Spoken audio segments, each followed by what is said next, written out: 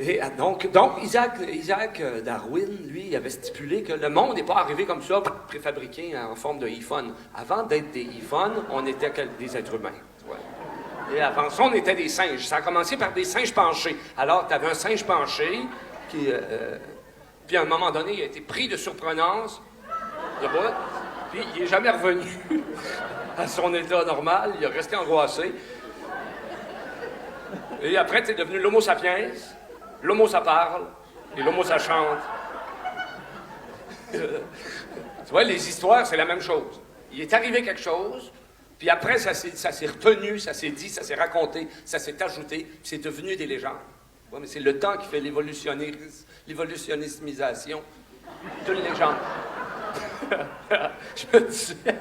je me disais, la métaphore va être intéressante. Finalement, c'est plus compliqué avec la métaphore que sans la métaphore, tu vois.